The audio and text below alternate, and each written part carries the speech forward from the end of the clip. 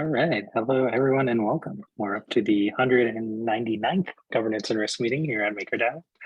My name is Peyton. I go by Pros11 online, and I am the one of the governance facilitators right now, the only one. But as you'll hear later today, that might be changing depending on the outcome of the vote.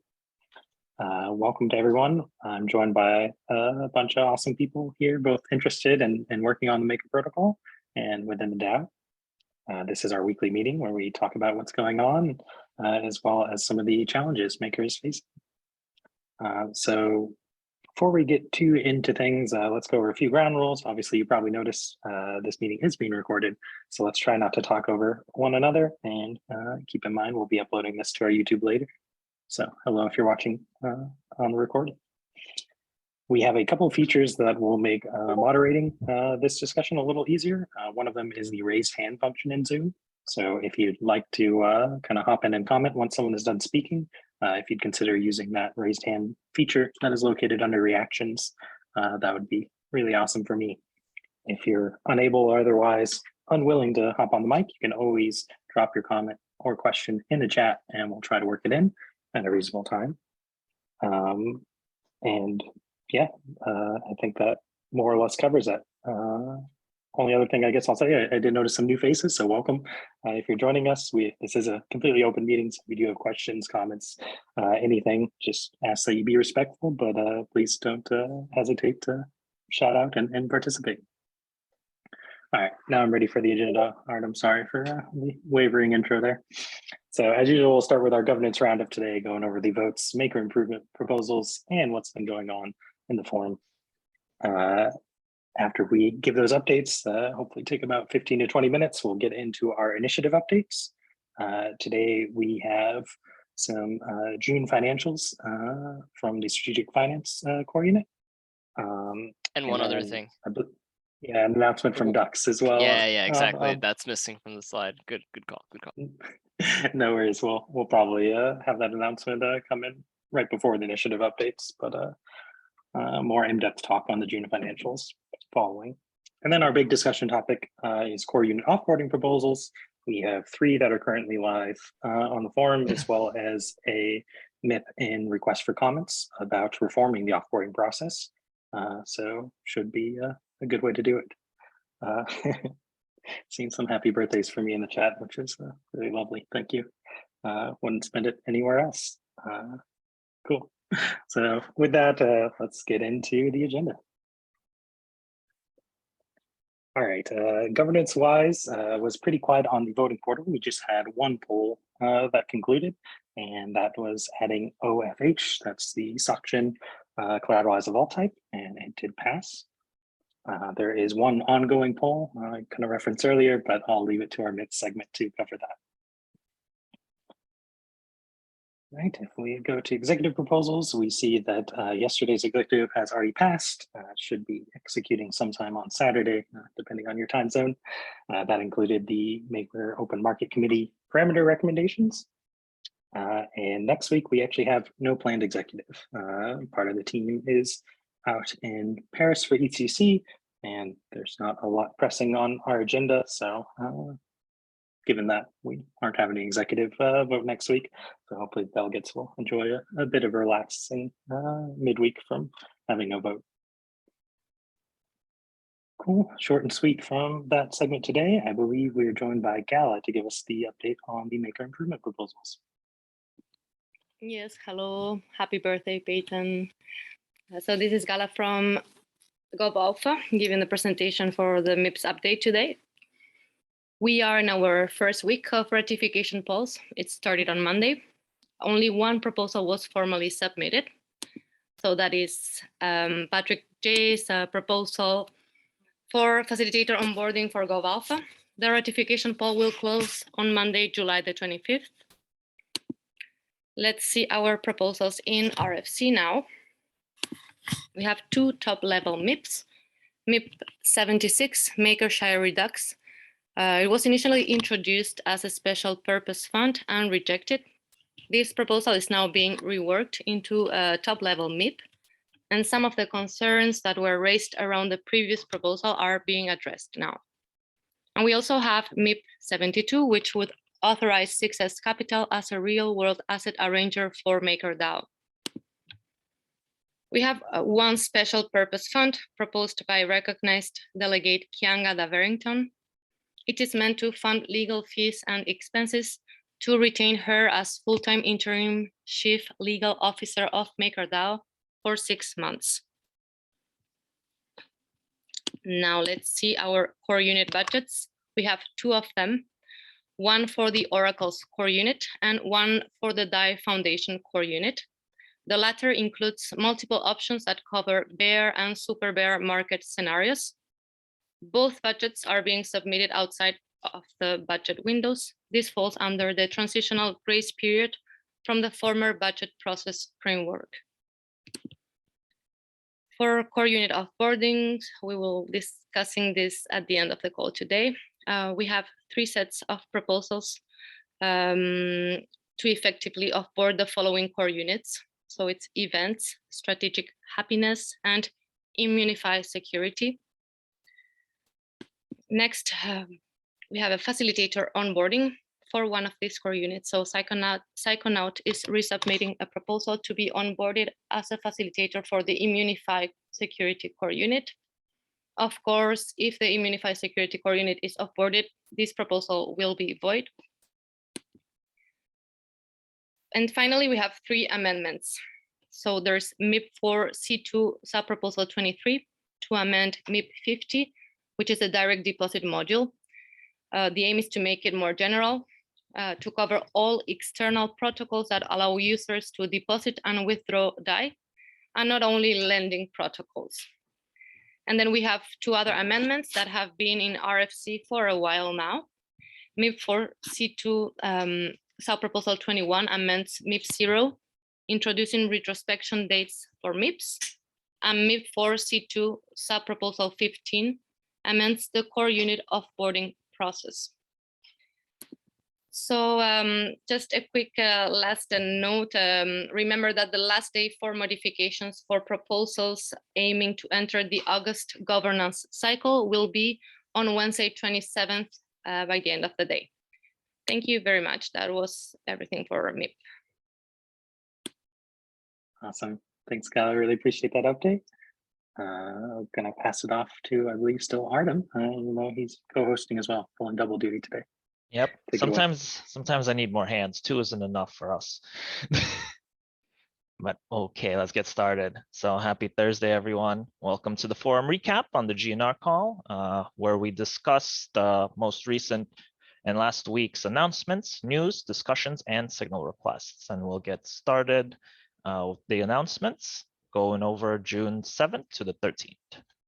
And first up, hot off the press, announced by the DUX core unit, the team has developed a new governance poll feature that informs users when action is required, and it facilitates the migration process for delegates and delegators. So this is important because delegate contracts are nearing expiration right now and require action from both delegates and their delegators. Now, luckily for everyone, DUX provides a simple and visualized step-by-step action list within the post to make sure that everyone has a smooth migration. All they ask for is for delegates and delegators to check out the thread and follow the instructions provided. And the update is already live on the governance portal, I believe. And as well, DUX, I think, may be jumping in onto this GNR call to further present this announcement. And next up, we have an update on the DAO Resilience Improvement Initiative, which is now a joint effort by the DUX, GovAlpha, GovComms, and SES core units. And it aims to improve the DAO's financial and operational resilience, as well as experiment with an emergent vision and strategy for MakerDAO. Now, the status update covers some changes to the format of the initiatives and outlines some of the current work being done, so check it out. Next up, we have, as we've seen from many recent discussions and the most recent call right before the GNR, we have MIPs for offboarding, both strategic happiness and Immunifi core units, submitted by 𝘬𝘦 and 𝘰𝘯, respectively. GovAlpha has posted an impact analysis for both offboarding posts. Now, additionally to In effort to induce further discussion on this topic, GovComms held this week's delegate office hours right before this GNR call, which included many delegates providing their thoughts and opinions on the current facilitator offboarding proposals. The call was recorded and it will be available on YouTube very soon if you didn't have the chance to be in the call. And I'll also post it in the governance Discord channel once it's ready, so keep an eye out. Now we're moving on to our discussions. Last week, the OCU submitted a budget proposal, and their proposal offered them cutting their budget by 10% relative to their last year's budget. And given the uncertainty around current budget situations, the team included a clause to avoid having its budget cut by the self-imposed 10%, where if the reduced budget is approved, the Oracle score unit will be exempt from further budget reductions for the following 12 months. And alternatively, the proposal offers voters the option to vote for the same budget as last year, but is subject to any DAO-wide cost-cutting initiatives that may happen in the future. And in response to this kind of budget action taken by the OCU, recognized delegate 𝘠𝘕 aims to gauge community support for this proposal and potential benefits of applying it to other core units. And he elaborates on the proposal itself and includes a list of pros and cons for further discussion. Next up, we have 𝘪𝑚aker, who submits an informal poll to gauge interest in requiring the inclusion of Gantt charts in governance polls. These Gantt charts will display all tasks constituting a project, and requiring this inclusion would give voters an easy way to get a sense of proposed project's roadmap and highest priority tasks, as well as provide indications of how well thought out a proposal will be and how ready a team is to execute said proposal. And as of right now, the majority isn't in favor for Gantt charts, but if you're interested and want to make a vote, definitely check it out and place your opinion. And next up, we have Andrew Bourbon, who submitted an informal poll continuing the ongoing discussion on recognized delegate compensation. Bourbon believes that the current incentive structure contains certain challenges, and he offers several new mechanisms to help improve on it, such as weighing compensation on how long a delegate has been contributing to the community, also requiring delegates with a single large source of backing to be transparent about their funding sources, as well as requiring delegates to stake their own MKR as collateral to be eligible for delegate compensation. And finally, adding MKR in addition to DAI as part of the delegate compensation package. And next up, a really quick one by yours truly. So GovComms is gauging community sentiment about whether our GovComms transcription editorial program justifies its cost. And we just ask for anyone who utilizes these transcriptions or has any strong opinions for or even against the transcriptions to please go vote or place your opinion in the comments and help us better determine the actual value of this program. And we're going to move on to our signal requests. And right now, there's only one signal active at the time, and that's by 𝘱𝑠u. So recognized delegate 𝘱𝑠u requests to reset his delegate participation and communication score presented in the monthly delegate roundup. 𝘱𝑠u explains that his inability to attend previous votes has made it difficult to recover his score because delegate scores consider a lifetime performance of that delegate. And this request surfaced a lot of attention and mixed feelings. Some people agreed that 𝘱𝑠u's score should be reset with the hopes that he will improve it. However, other people expressed that this can set a poor precedent and that is unfair to previous delegates who could not participate in delegation due to emergencies and were still unpaid or had their scores hurt. Common proposal mentioned throughout the responses is to reevaluate delegation metrics and work with GovAlpha to improve on that to help with delegates to help all delegates instead of just one. And pros from GovAlpha responded by announcing that GovAlpha is currently working on defining the delegate role and plan to submit a MIP for it, which will be posted within the next following weeks. Now, this vote ends on July 23rd, and a majority vote currently does not support the reset for 𝘱𝑠u's delegation score. And that's it. There's definitely some more discussions available in the forum recap, so go check it out if you want some more information. Thank you. That's Myron. Thanks for the updates. All right, so I think before we get into the financial presentation, I will ask for Dex to give the announcement about the delegate contract migration, excuse me. So let's turn it over to Dennis, maybe? I think Dennis is not on the call, Tiago, but okay, sorry. yeah, can give a quick update. Yeah, so a bit of context. So yeah, delegate contracts expired after 1 year. Yeah, so we are about to launch a UI, a delegate migration UI, to facilitate this process. So all recognized delegates will be able to migrate the delegate contract, and yeah, encourage all delegators to migrate the MKR to this new delegate contract that all the delegates will create.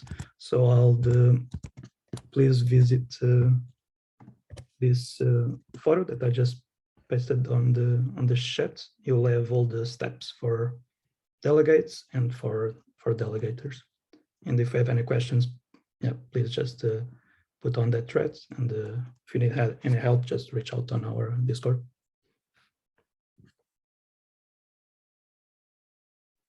Awesome, appreciate Tiago. And yeah, for background, the contracts do last exactly 1 year from when you spin it up. So for some delegates, that means that's actually like before 1 year they've been recognized delegates. So do just check what the portal says in terms of when that expiration date is for anyone who's concerned. Awesome. Well, appreciate that update. Check the forum post if you need more information, but that should take us into our initiative update. For the June financials, I believe Adrian is doing the present. Yeah, thanks so much. I think I sent the slides over to one of you over by DM. Yeah, it's me. I don't know. This link is something else. I'm just going to open it up in the DM. So just briefly, and before we begin, the idea is to, instead of spending a lot of time on the sort of going through page by page, I hope people have had a time to read through these slides or read the forum post ahead of joining the GNR. And I think the intent would be to open up for discussion sooner than usual, because I feel like that's where often most of the productive insights take place, and this is, I think, most helpful for everyone. But in that light, we're still going to speed run through these pages and then open the floor to a handful of discussion points. And if anyone has any other ideas or discussion points they want to talk about relating to the financials, we can also jump on that. Yeah, hold on. Hey, Artem. No worries, Yeah. I think because of the format, your best bet is just to do like full screen on your browser and just scroll through the slides. June financial, because I'm clicking on it but it's opening up my damn Spotify. Yeah, don't worry about it. Use the original link, but just I'm doing that. Okay, it's open. You guys could see it. Yeah, but it's not gonna do like the classic like presentation view. So you could just make it your browser full screen and scroll. Yes. Yeah, F11 is the vibe. Yeah, I'll just do that. Sometimes my F11 keys don't work. Okay, cool. That's great. And then if you flick through to if you flick on the next slide. So before we begin, legal disclaimer as always, this is an informational presentation, just for people's amusement, not for any investment research or financial recommendations, and should not be relied on for anything. Quickly, just to go through the agenda of the slides that we're going to cover. And then on the next slide. So I'll be driving all of the slides this month because the news is quite bad. But the good thing is that there's a lot of very hardworking people in different core units working to reverse this. So hopefully in the next few months, Mark will also be able to come in for some good news. The executive summary is that the month of June has basically been suffering from the after effects of the rapid deleveraging that we saw on the wake of the Luna crisis. And as a result, there's also been a shock on the price of ETH and the price of wrap BTC. In consequence, this has driven a large decline in ongoing recurring revenues for the Maker protocol as vaults have liquidated and users have exited positions. Similarly, we've also seen a sharp decline in the number of tokens that are locked in collateral in the Maker system, with some back and forth in WBTC related to people, vault user posting collateral ahead of closing their vaults, notably Celsius. So in this month, we won't, in the month of July, we won't see this back and forth effect anymore. The headline figure is that total interest income has decreased from 4.3 million to 2.4 million month on month, including liquidations. But total interest income has decreased from 4.3 to 2.4 month on month, but the overall income is up on liquidations from a volatile month. So on the next slide, here you have the overall presentation of the figures. Here I would like to just draw your attention notably to the net interest income line item and to the recurring income line item. The recurring income, we are posting for the first time a negative number. That being said, on a total net protocol income basis, including liquidations, we are still positive and still technically accumulating funds in the surplus buffer. On the next slide. These waterfalls here, I think the most useful chart to bear in mind is probably the quarter-on-quarter driver, which smooths out some of the volatility, where you have a waterfall taking you from quarter up to February 2022, and a waterfall of changes through to June, the quarter through to June 2022. And here, the main takeaway is that the decline in the amount of collateral that's posted and the decline in the price of ETH, and correspondingly also for WBTC, have accounted for most of the change. So Francis, this deck is public on the forums, and I'll post a link shortly so that you can consult it at your leisure. On the next slide. So this is just an overview of the different sources of revenue and the overall core unit expenses, not including Maker vesting. That shows that this has also been a large month for liquidations as the collateral prices have undergone a rapid shock. And we should expect this liquidation income to stabilize over the next few months. So on the next slide, I'd like to, so there are two slides here that I wanted to introduce on the back of comments from some of the delegates.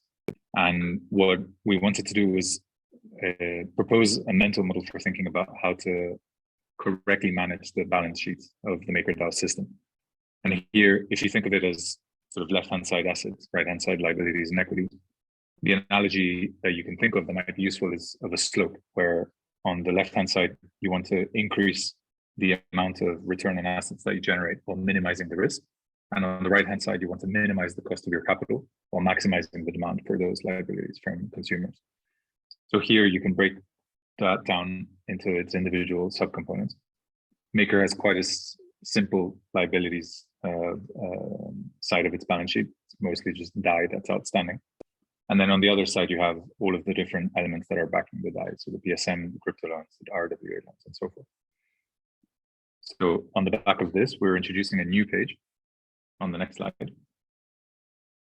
which we're not going to go into in detail now because it's completely unconsumable in a presentation setting, but we will include this in the appendix going forward, with the idea of trying to break out all of the constituent drivers of interest income. So when you think of interest income for Maker, you think of ETH, BTC, RWA, PSM, and other. And for each of these, you can source the individual drivers. So you start from, for example, the total amount of ETH that exists. Then you can break out how much of that is in lending, how much of that is in Maker, what's the price of ETH, the utilization of the vaults, and so forth. So on the next slide, jumping from revenues to expenses, we wanted to take a moment to acknowledge the results of the on-chain votes to select a target level of recurring net protocol income profitability to guide budget cuts.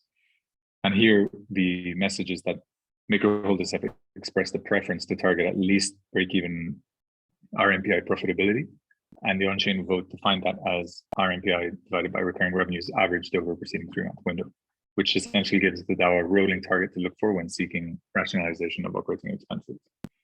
Here, the next steps are a discussion and process about how the DAO and the delegates can work to level set the budgets for the new market reality, but at the same time without compromising the investments in growth to maximize the exit out of the bear market when it reverses.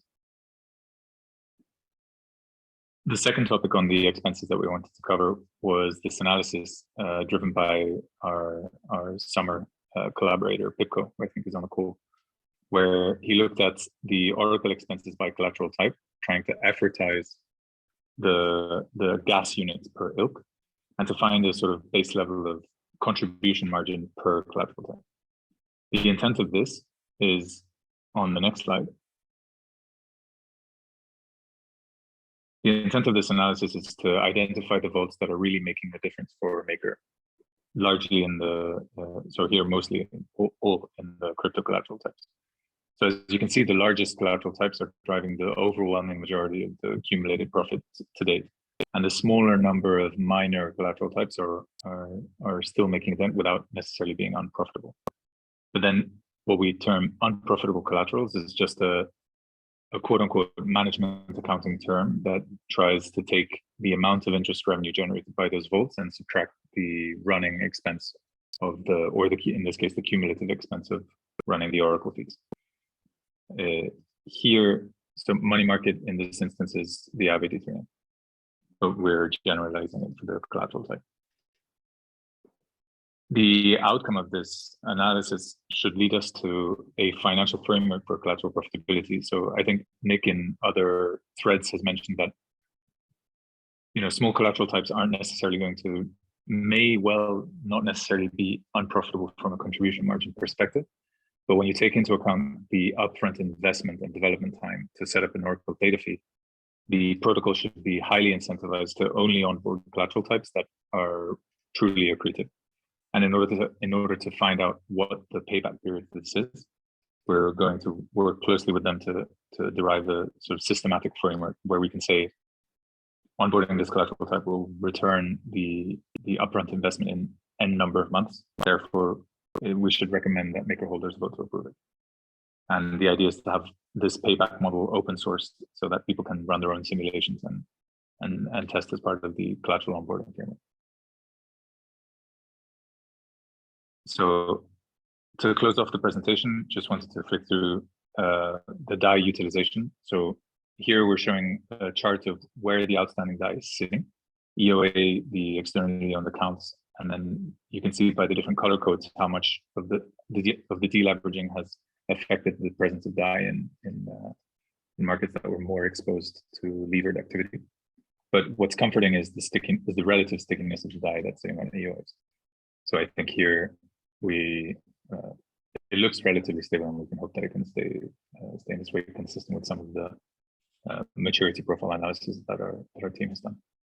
On the next few slides, so on the first slide, ETH market share, there's no major news here.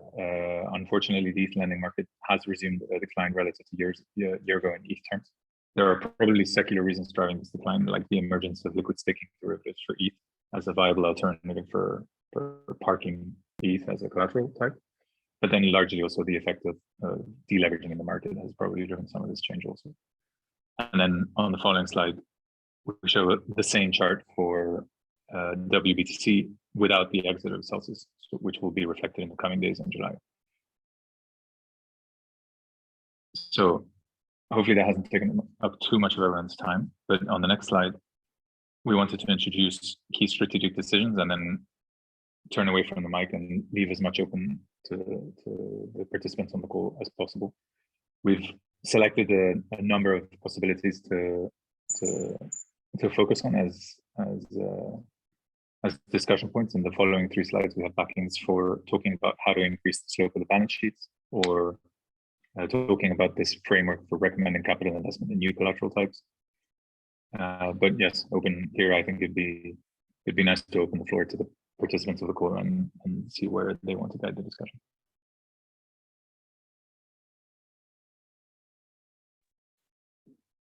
Thanks, Adrian. Appreciate the presentation. So as a reminder, you can utilize the raise hand function if you have a question or a comment to add, or drop some things in chat.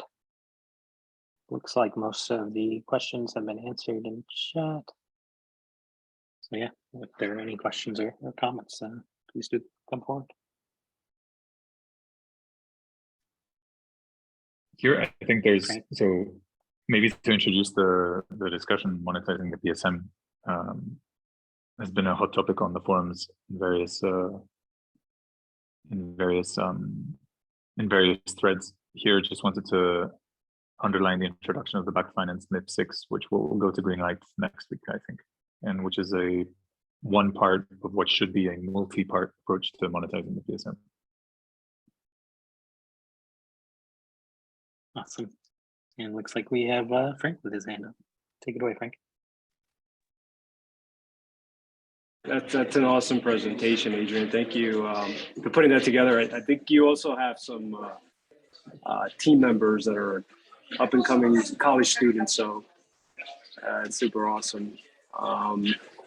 Yeah, so I wanted to ask, is strategic finance able in the future to do forecasting? How could that happen, right? Like, I know it's very difficult, and it's a silly question, right? Because we don't know what the pipeline is, and we don't know what MIP 65 is going to finally come into fruition, and things of that nature. But would you guys be able to like start doing forecasting for the near future? So on the forecasting side, we've avoided doing it systematically as part of the monthly financials, largely because we didn't want necessarily these forecasts are, in a sense, there's always an element of opinionated and of opinion that goes into the analysis, and it's impossible to tell, especially in our volatile environment, where the price of ETH and the price of BTC will go, which essentially drives the vast majority of the forecast. We do forecasts from time to time in settings such as the QSR, for example, where we try to project out, and this is the first occasion where we look at what the impact of some of the new pipeline opportunities can be. I think we're due for another QSR reasonably soon, and I think this would be a nice and appropriate moment to sort of collect all of the different initiatives that we can identify from different pipelines, and then put them together to see what the impact would be on a sort of rolling 12-month basis. I think this is the sort of analysis that you're hoping for, I guess.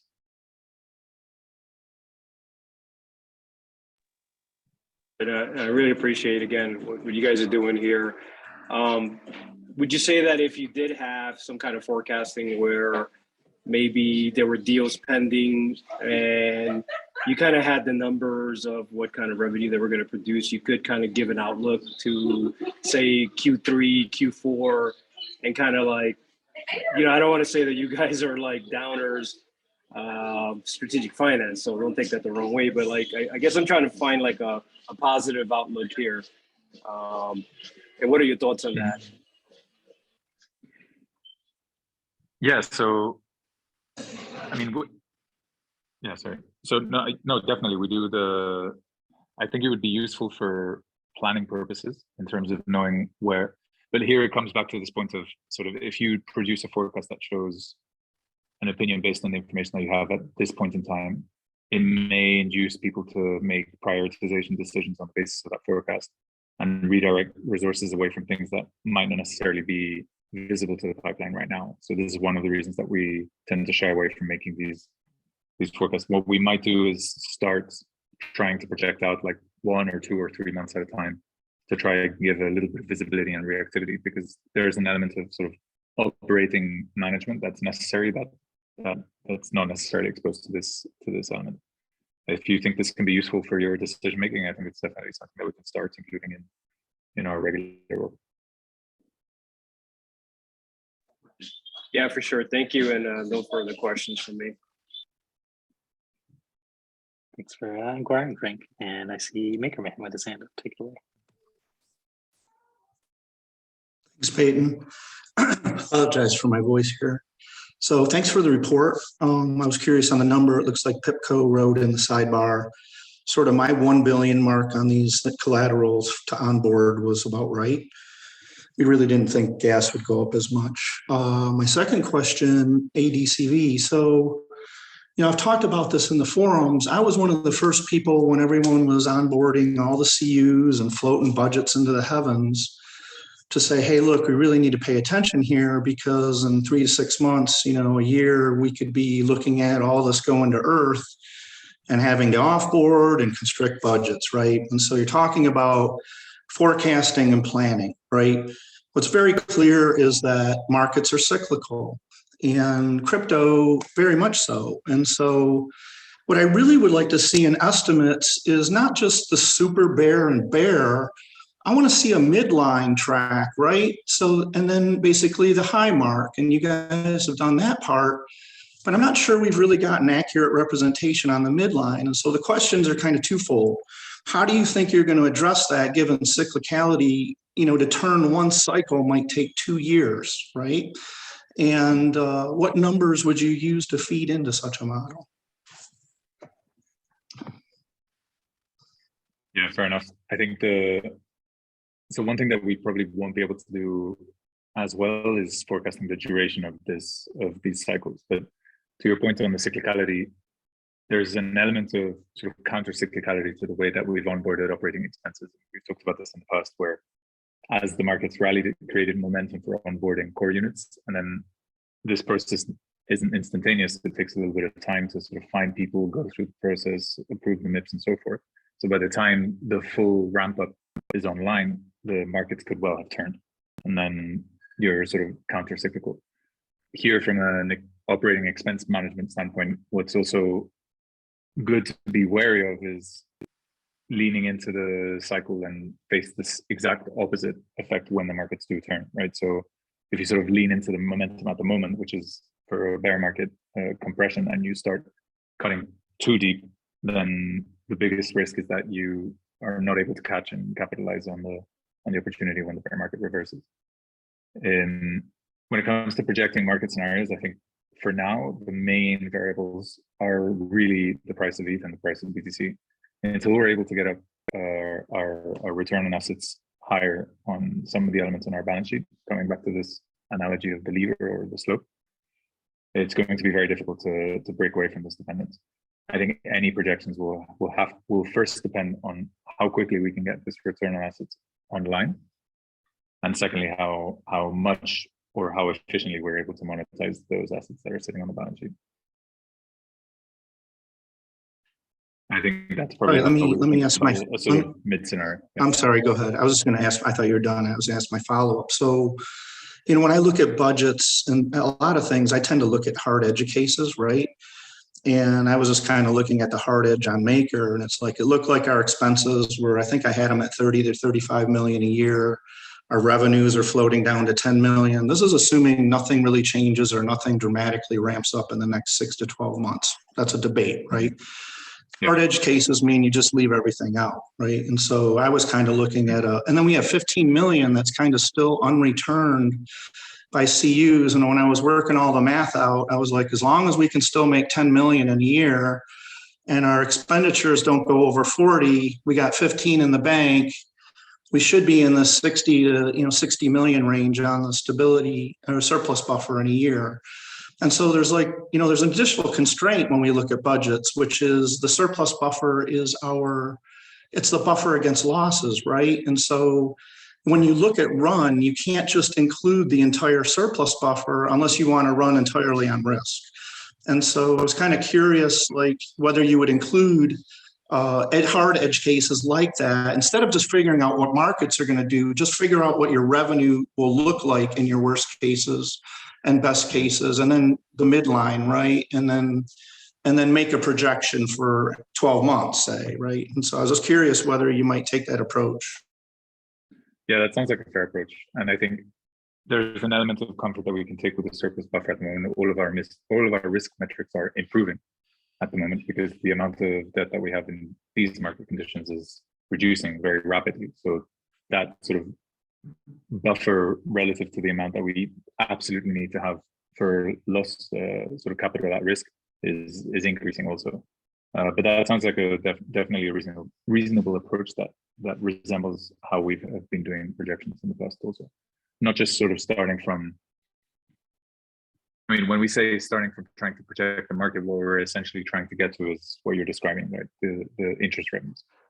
And just conscious of the fact that it's a variable that is almost one-to-one with the price of the collateral. Right. And I'm just going to make a last comment, then I'm done. And so what I wanted to say, I've echoed this in a few other places. I think people really underappreciate how well Maker has done in the past 2 years. We didn't go from just 100 million to 1 billion. We went to 10 billion, right? And okay, we're coming back down to earth. And, you know, if anybody had said 2 years ago that we were going to make these targets and have 100 million in revenues in a year, I don't think anyone would have taken that bet, even at odds. And so I kind of want to let CUs and everybody know that I think a fabulous job has been done. And I want to be the first to urge that we don't just ratchet into cuts massively. We have more than enough run for the next 12 months, even at the worst case. And while there's this good inclination to want to pull back on budgets, which was my inclination 3 to 6 months ago, I think a hard and fast cut is a bad move. It's going to be bad for people. It'll be bad for the Dow. And I just wanted to say there's really some congratulations are in order for everybody working here and the entire, you know, the entire group. I mean, not just doing well when things were good, but also kind of struggling through why times are bad. And I'm gonna echo Vitalik here. You know, it isn't our job to outcompete. It is our job to outlast. And so let's keep on it. I'm going to make these kind of my finalish words as I kind of slowly navigate out here, but that's about it. I think appropriateness is an order, and I'm a big fan of moderation in many things. So that's it.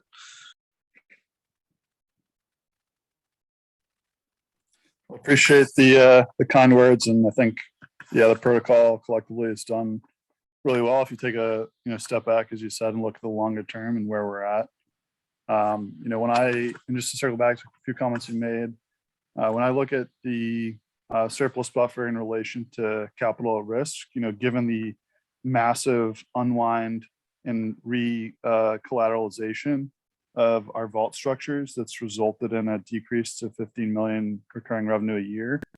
What you've seen is that people have shifted from the high risk vaults like 𝘰𝑃 to 𝘰𝑃. They're taking a lot less risk, and what that is doing is significantly decreasing our capital at risk. So if you look on the risk team's analytics page, you can see our capital risk is quite low. It's in the single digit millions, which I think is probably the first time in over, certainly over the past year, but probably in a year and a half or so, at least, maybe 2 years since that's happened. So, when I think about that, as well as the first $500 million and short-term bonds being onboarded through Monetalis, I think, the revenue and cash flow picture looks a lot stronger. One thing as it relates to forecasting that I think about a lot is once this business model becomes more mature, where we have these institutional asset managers spun up, we have other balance sheet activities spun up, our earnings are going to start to smooth out a lot more, which will make it a lot easier to forecast, because we're basically going to be able to earn income on both our balance sheet and our lending demand, which are inversely correlated. So that fact will smooth out our revenues a ton in the future. But until we start getting those processes fully in place, it's going to be it's going to be extremely difficult to predict our revenue. I mean, we have 0% chance of doing it accurately over the course of a year. The best we can hope for is really looking at like forward-looking 1 month to 3 month at best. And even then, we're going to be operating on an assumption that the price of ETH is going to remain the same, the price of Bitcoin is going to remain the same, and try and focus on the trends of the underlying market, denominated into these lending collateral terms. So that's kind of how we're thinking about it right now, in terms of forecasting.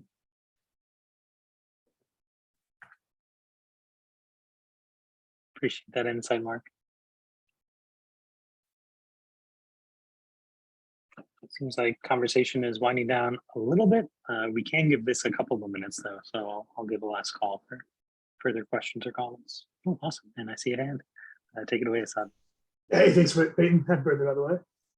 So just really thanks to Strategic Finance. I think this is an incredible conversation. It's really helpful to help understand from an outside perspective, talking on behalf of Centrifuge as a partner to MakerDAO, right? We're trying to bring assets and collateral issuers, whatever you may have, that kind of meet the DAO's needs. This type of discussion is incredibly helpful.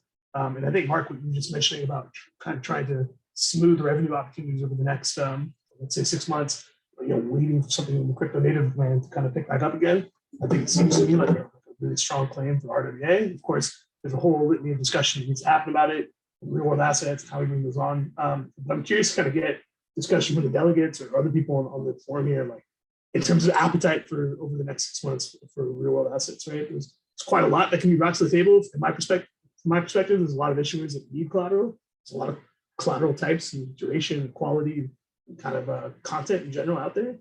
Is there any way we can get more clarity on that? What's the best way to drive for that? Should that be a conversation with real world finance or the strategic finance have a view on how we can help maybe get better answers on that? Or do any of the delegates want to chime in on their perspectives? I would love to hear some talk about that.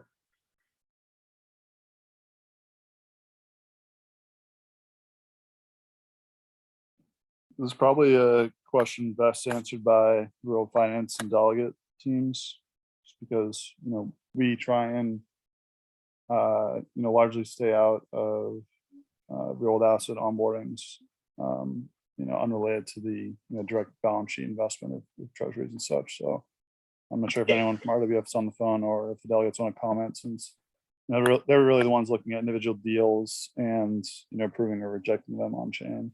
Yeah, no, I think what's really useful though, just to step in there, right? Like, I think the real world finance team is incredibly useful for talking about specific deals and discussions about that. But I guess what I'm asking is a more like holistic perspective, like strategic opportunity, which seems to be more in line with strategic finance, right?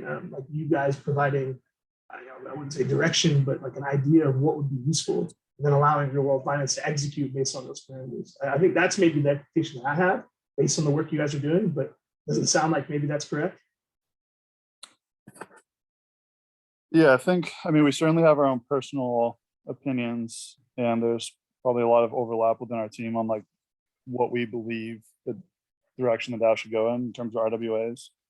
And I think there's a ton of benefits. And personally, personal opinion, not speaking for the team or not suggesting the team is dictating our RWA strategy or what the DAO should do. But our view is that, these assets have a, multi-hundred trillion dollar of market opportunity.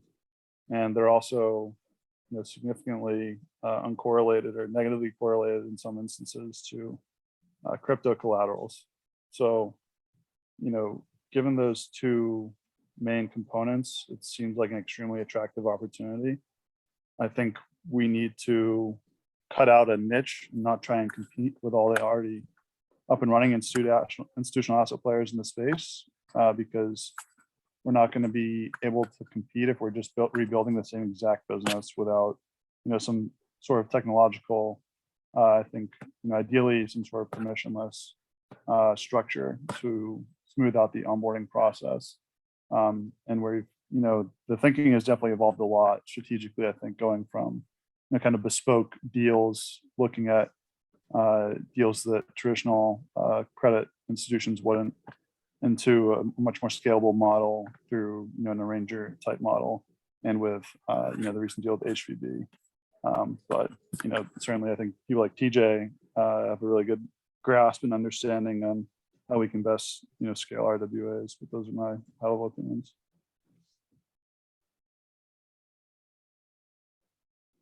I actually think it's helpful. I think it needs to be. Sorry, go ahead, Frank. Oh yeah, Assad. Yeah, I just wanted to add on, chime in here. So I think there was an interesting comment on the chat about crypto collaterals, right? And CES, right? Collateral Engineering Core Unit had mentioned this, that onboarding for MakerDAO should be at least 30 million. So 30 million debt ceiling minimum, and hopefully the protocol can make some nice stability fees. And as Mark mentioned, right, there's definitely a competitive market in real world.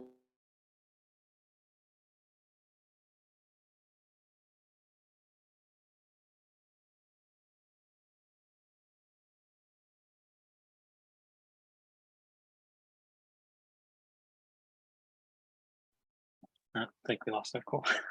My screen also froze at the same time, so it was a little. Okay, wasn't sure if that was me. or him or yeah. All right. Well, when Frank gets back, we can turn the mic back over to him. But in the meantime, David, if you wanted to respond to Assad's question, that'd be great.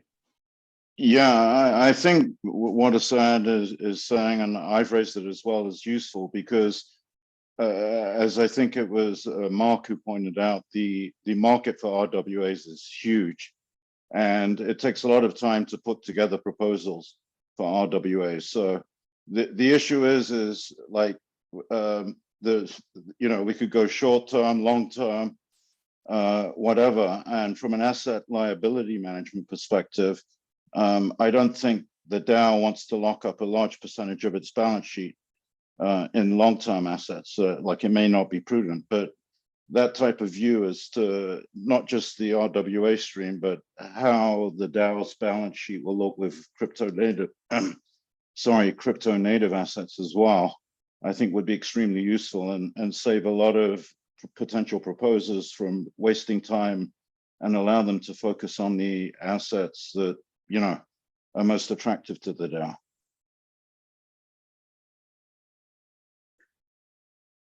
Appreciate that, David. And I know we lost Frank mid-sentence. I don't know if anyone remembers exactly where he was. But if you wanted to finish the thought, Frank, before we move on, I'd be happy to let you do that. Relating to Mark's comment about how MakerDAO should be a bit different, right, in the RWA space.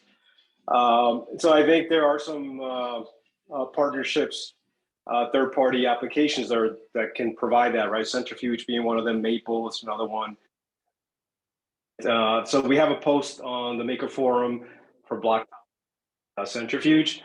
So I think that's something that we should explore, right? If we could get, as Nick stated on that we need to get at least some collateral types that are going to do 1 million in stability fees, we should be looking at. So just wanted to point that out. I know RWAs is not the most innovative and fun stuff to talk about, but I'm hopeful that folks like Centrifuge, Maple, Block Tower can kind of innovate and take it to another level. So yeah, that's all I wanted to say. Sorry about the bad connection. Not at all. Thanks for finishing the thought. I do want to be mindful of time here. So if anyone has anything super pressing they want to make sure gets included in this call and recording, now's your last chance to do so for this topic.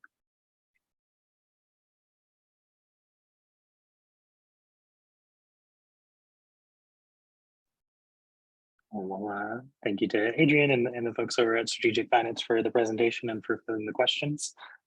Really appreciate you coming on and breaking that down for us. Cool. So this will get us into our discussion segment. Wasn't sure if Thomas was looking to introduce this one or not. Hey, Peyton, yeah, I'm here. I'll go ahead and get the discussion kicked off. All right, cool. Just let me know when to go to the next slide. All right. Okay, so today hello everyone. Thomas Splitter with GovComms. Today's discussion segment is going to be talking about core unit offboarding proposals. Next slide. We have right now 3 core units in the MIP. It's RFC. That's events, Immunifi security, and strategic happiness. Next slide. With events core unit, they were ratified in April 25th as a 2-person core unit. The annual budget of about 898,000 𝘬𝘰. Some of the things they've done is they've executed the Definity event at 𝘱𝑚ber. I think a lot of us joined that. It's very successful. They also have provided a core unit monthly update, which is also showing us a roadmap of what the event's strategy and what they're looking at for the next 12 months. This forum post came up just recently, and Also, the offboarding motivation came from a community member who said, I'm sure these are nice people, but the core unit is not needed. Also said that events should be merged into a marketing CU or done on contract per event. What I'd like to do is I just want to go give the high level view of these, and then we can open the floor to discussion about thoughts and comments. Let me go to the next slide. Also with the Immunifi core unit, ISO 01, they were ratified last November. They're a 2-person core unit and the annual budget of about $634,000. They have a recent update for onboarding Facilitator, Josh Crichton. And also they're giving regular monthly updates to show what activities that they're performing and completing. The offboarding motivation that was out there in the forum from one of the community members is that the services provided by Immunifi do not require a core unit, and also that the functions should be reduced to contracted services. Now, I also want to let everyone know that these, go to the next slide, that these have been posted recently in the June 22nd and also July 7th. So very recent posts. The third offboarding is with Strategic Happiness core unit. They were ratified last September. It's a 1-person core unit. Their annual budget, $180,000 quarterly. And also what they do is looking at promoting community engagement and maker brand. They're a single source of delivering maker brand swag that I'm sure millions are wearing or have worn and have in our closets. The offboarding motivation for this one is the functions of Strategic Happiness do not require a core unit, and potentially should be integrated into the growth core unit. So those are high-level overviews of the 3 core units that have been proposed for offboarding, and also want to keep in mind that these offboarding has been both the facilitator offboarding and the budget, which is the 2 requirements it takes for the core unit to be offboarded. So next slide, please.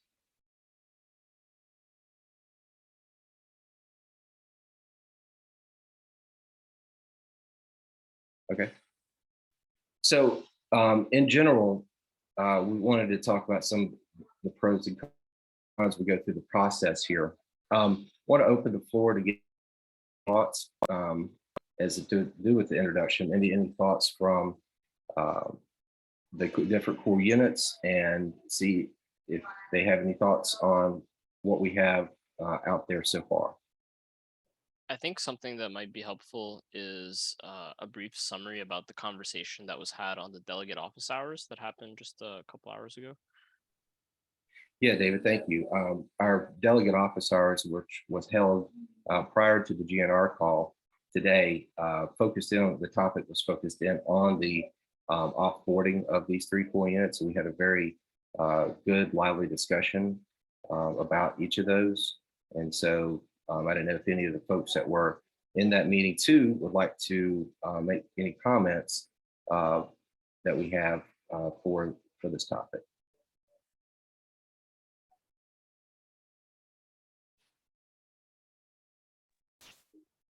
Thanks for your intro and laying it out for us, Thomas. Okay. Obviously, a lot of different affected groups, right? Like we have core units that are being proposed offboarding. We have the group that's working on the offboarding amendment process, right? We're considering some of these things. There's also just general JAWS strategy. I see in the comments, Chris Bleck was asking, if anyone randomly can put up a proposal, and then the DAO has to take time and respond to it. And yes, generally that is the answer. So a good point as well, strategic wise, that offboardings can take up a lot of time and attention. Yeah, Peyton, thank you. And I think in the chat, folks will say, hey, let's just pick one and we can get started. David's got his hand raised. David?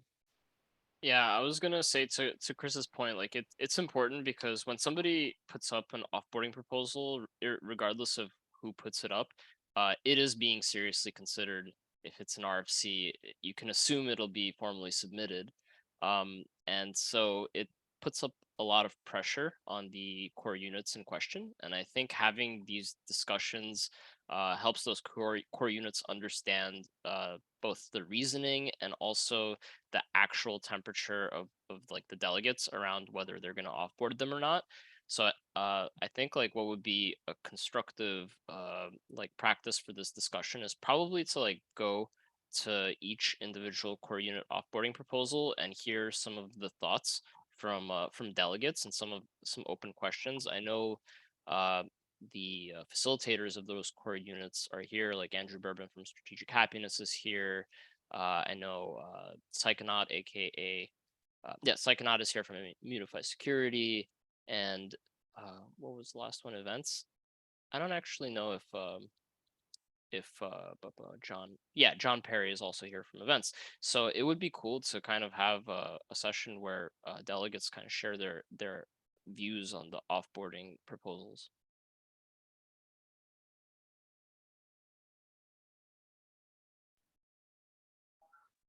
All right, thank you, David. Like John says, I'm here for events, but can do audio today. Okay. When we look at if Andrew Bourbon here, would you like to maybe speak, or any of the delegates? I am here. Okay, let's start with Strategic Happiness. Let's see. Camera, I don't know if that looks so great today, but anyway, hi guys. By the way, your mic is pretty hot. Hot, so I should lower the mic temperature. Yeah, like the gain, like put down the gain a little bit, or the input. How is this? Better? Yeah, it seems okay. Okay, I just lowered it a bit. Hello guys, yes, so I was waiting to see when that post would come for the offboarding, and it was pretty soon, so not sure who posted it. Code Night, I think, right? Yeah, so you know, figured I'd let the discussion go on for a little bit,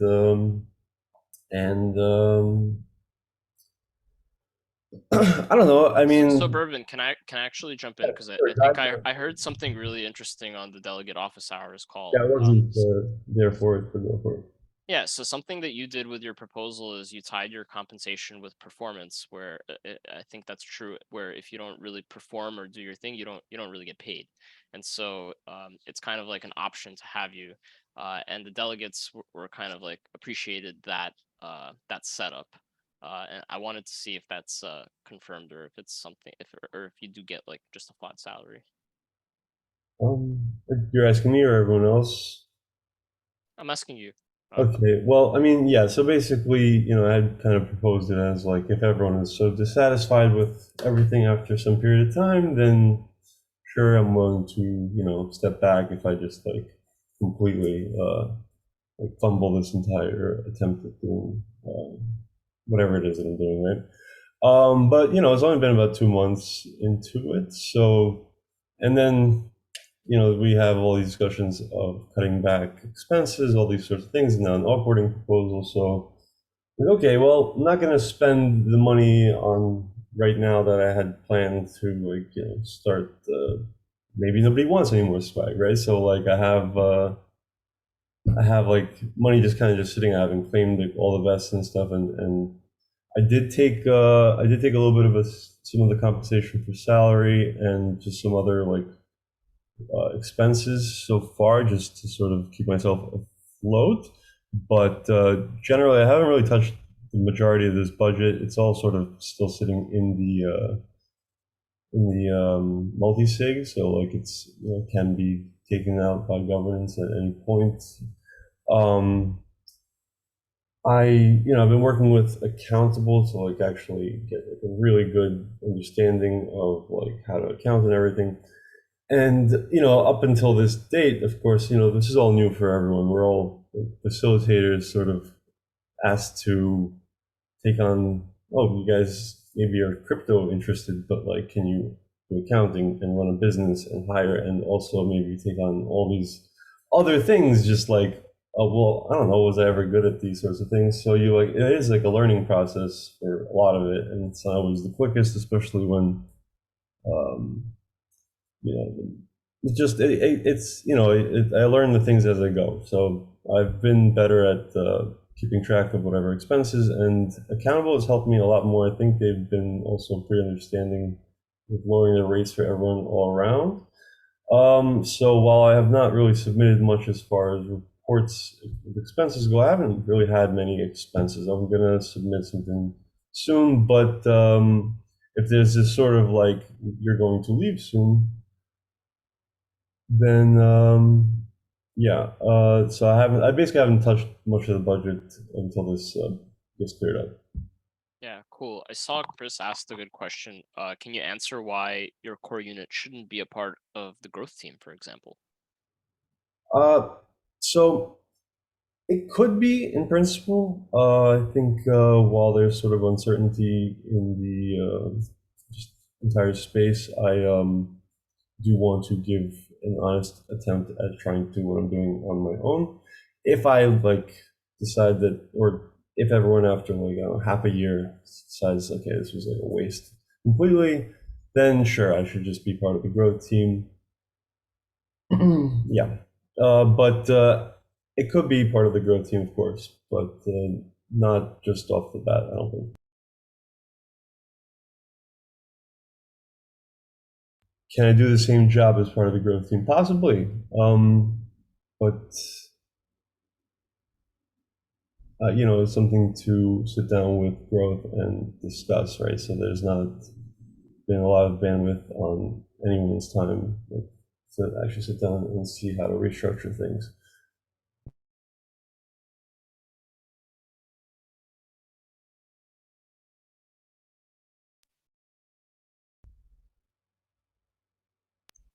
Like growth might not want to handle like this is a lot more overhead, like, you know, handling my core unit, maybe events for growth, like it just could maybe not be like what they are looking to do. So it's not necessarily my decision to roll into growth, but like, you know, Nadia might be overwhelmed herself and now taking on 1, 2 more big, like, you know, operations of some kind, like maybe it's not in growth's interest, right? So it's, yeah.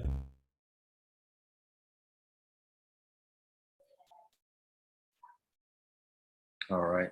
Well, thank you very much for those comments. I was also interested to see if the comments maybe from the delegates on strategic absence. I know we've got about 15 minutes, so I do want to be mindful to hopefully get other 2 core units a few minutes time as well.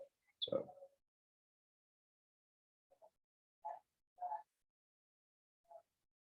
Also want to note that the recording for the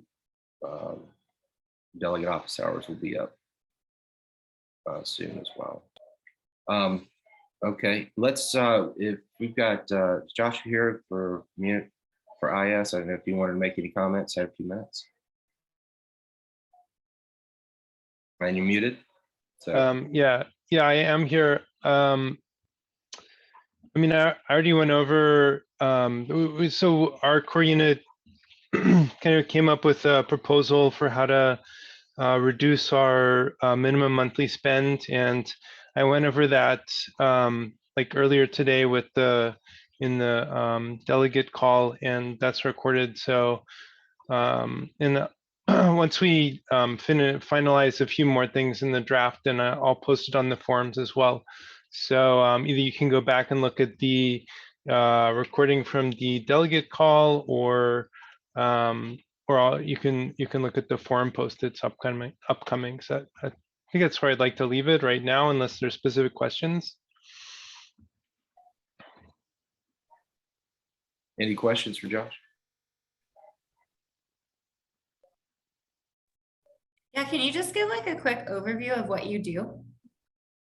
Just like quick summary. Right. So A lot of what I do is deal with the bug bounty program. There's lots of bugs that come in, and some of them are, invalid, or they're like misunderstandings of how Solidity works, or somebody is running an automated tool to look for web vulnerabilities that aren't relevant to what Maker is concerned about. So those have to be screened out, or ideally screened out by somebody like me, who is paid rather modestly compared to the staff in protocol engineering or ducks, who could do the same work, but then they'd be being paid at a much higher hourly rate. So that's part of what I do.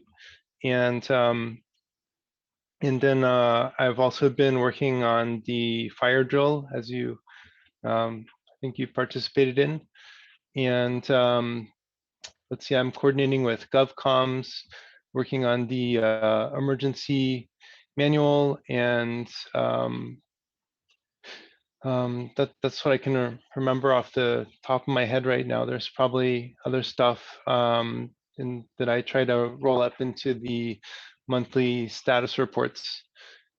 So that may be a good place to look, or I can try to make a big list, but that's what I have off the top of my head. Okay, so theoretically, this work could be handled by protocol engineering, but you're saying your core unit handles it at like a more cost-effective rate. Yeah, okay. Yeah, and the other thing to point out is that currently the bug bounty program only has 2 core units that are onboarded. That's ducks and protocol engineering, but we anticipate more core units to onboard, like Deco protocol and the StarkNet team. We've been waiting for Oracles to onboard for a while. I'm kind of surprised they haven't yet. And I'm sure they're working towards onboarding. So what I'm trying to say is that by centralizing kind of the bug bounty program in 1 core unit, then the cost of triaging these bugs and then handing them off to the steward core units is kind of separated out from, like, otherwise each core unit would have to do that function on its own. So I think as we add more core units, it's going to make even more sense to kind of have the bug triaging being done by a separate core unit. Josh, in the chat, Maker was asking, in past, was it handled by protocol engineering? I don't know. I wasn't working for the Maker Foundation. Probably someone who was might know better, but when I onboarded, like, there wasn't really a I guess we did have a bug bounty. I don't know who was managing the bug bounty program before Immunifi security. So it was the foundation from Yeah, what I at remember. the foundation, it was handled by the engineering team. So like personally, I'm a big fan of just like consolidating. So it seems like with like the strategic happiness, Bourbon, I love you, and like the events core unit, it seems like they should be rolled into growth. And then Josh, your core unit should just be like rolled into protocol engineering. I don't know why there's like so many separate core units. It just seems like operationally inefficient, but that's just my 2 cents. Thanks for that. I had a quick question. Chris. Immunifi works with other projects, like it's a company, right? So it works with, I'm just looking at the website, or has worked with Synthetics, Chainlink, SushiSwap, PancakeSwap, Bancor. But it's just been contracted by those projects, right? Not as a core unit to those projects. So I guess what I'm wondering is, why should it not have the same setup with MakerDAO? Why should it be an ongoing sort of infinite core project, that a core unit that doesn't have any real start or end? Well, because bug triaging doesn't really have a starter and end. I mean, someone has to screen the bugs that are submitted, because there's frankly a lot of junk bugs, and then the valid ones have to be escalated to the stored core unit. So that, I mean, you could organize it a different way, I guess. The Immunifi security core unit is like you could think of it as like a subsidiary of Immunifi, but yeah, I mean, it could be organized a different way, I admit. So the DAO could just contract with Immunifi and have a regularly like renewing contract or something like that as an alternative, that because that's probably the way all these other DeFi projects have worked with Immunifi, right? Yeah, right. For the bug bounty piece of it, it could work that way. But you know, I hope you can see that there are other things that I'm doing besides the bug bounty program.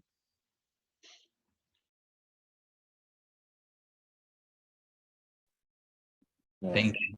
Sure. Yeah, appreciate the question and response there. Go ahead, Peyton. I'm sorry. All good, Thomas. We're just going to note the time and yeah, encourage. I see Bourbon's hand going back up, so go for it, Bourbon. Yeah, I mean, so basically, I just wanted to add a couple more things.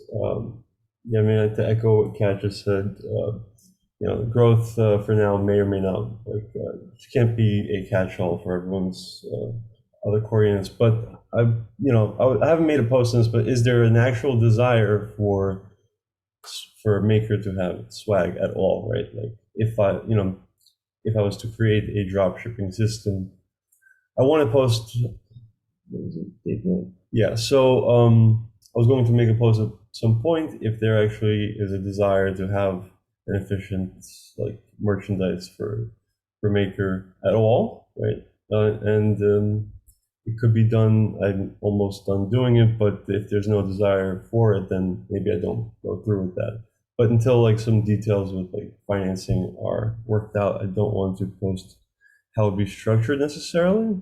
But yeah, so I mean, Chris, I'm not touching. So to notice, if I actually implement this new thing, it would actually be like a huge reduction in overhead because it wouldn't be me carrying things on planes and all that stuff.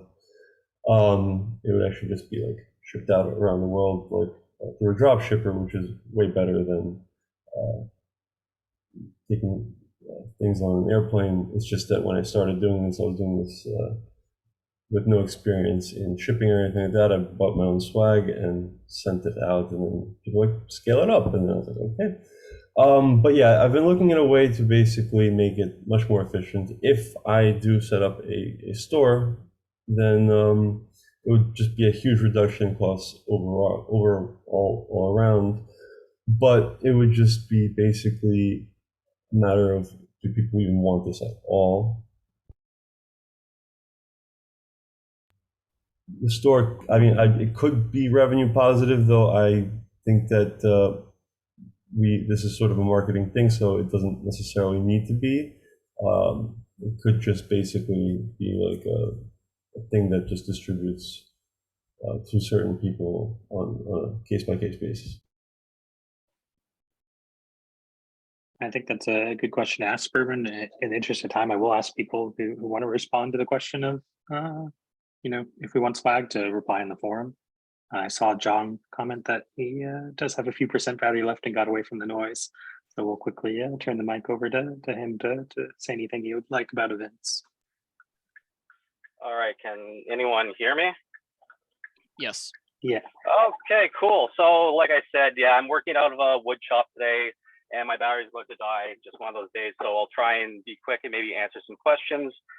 For those of you who don't know, which everyone you should know, I'm the facilitator of the event team. Essentially, our focus is holding in-person events to do with maker branding and promotion. Essentially, it's a component of experiential marketing, which on the full side experiential marketing, you deal with more like trade show boosts to a lot of in-person campaigns. We've decided just to focus on the event side and mostly hosting, some people like to call parties, to do for the industry at conferences. So we were just onboarded in about May 1st, so a couple months ago.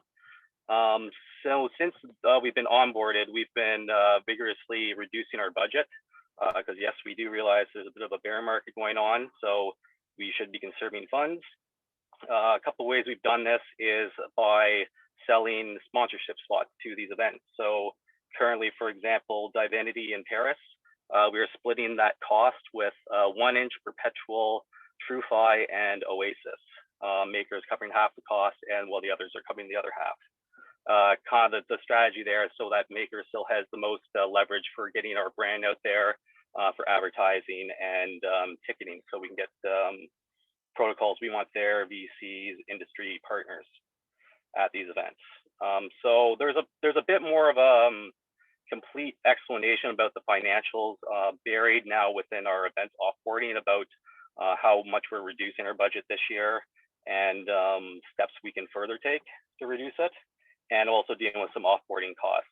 Roughly right now, we're running around 35% under our original budget.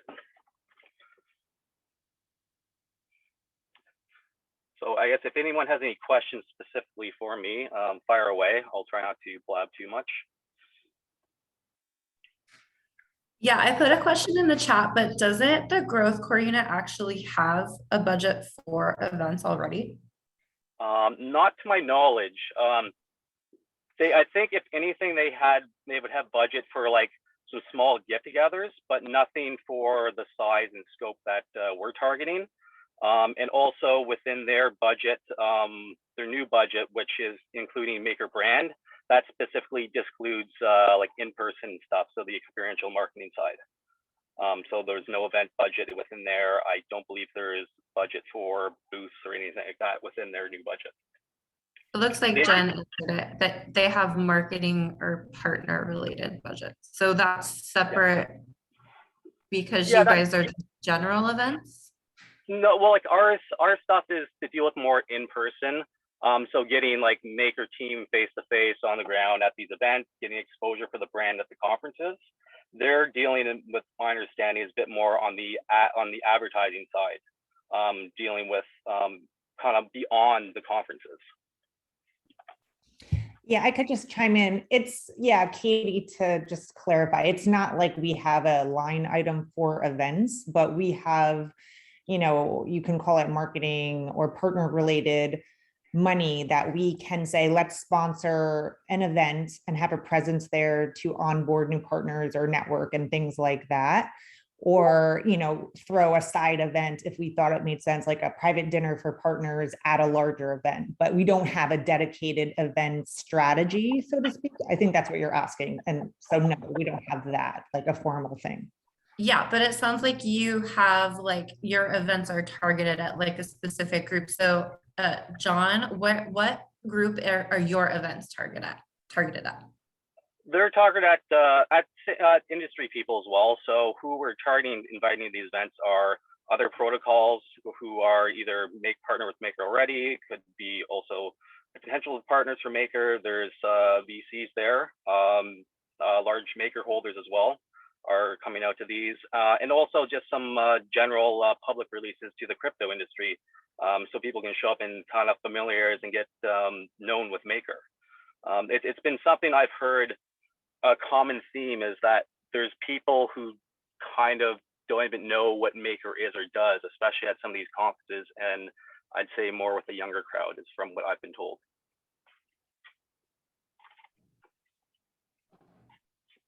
Okay, it still sounds like there's like a bit of a duplication of efforts, but I appreciate all your answers. Thank you very much.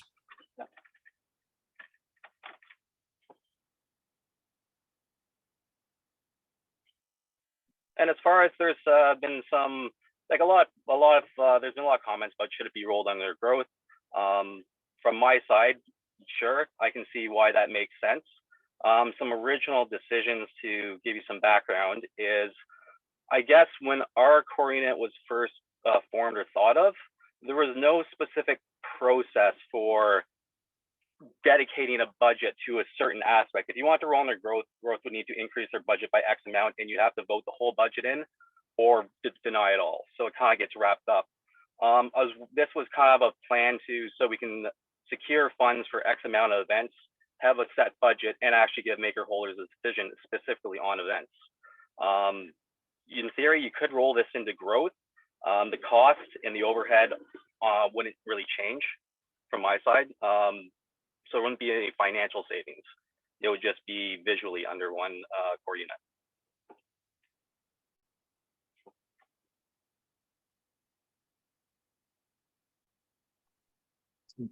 Thanks for the insight there, John, and for the questions, Katie. I am noting the time here. Normally this is the time we end, but we do have a good discussion going. So if there are some last questions or things we'd like addressed in this recording, please bring them up now.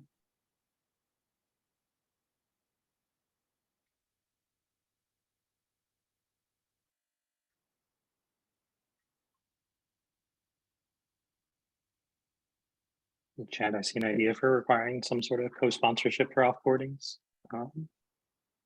Yeah, there are lots of ways we could change things, so would encourage a lot of that going to the forum. If you got some bourbon, you can say it. I see you toggling the mic.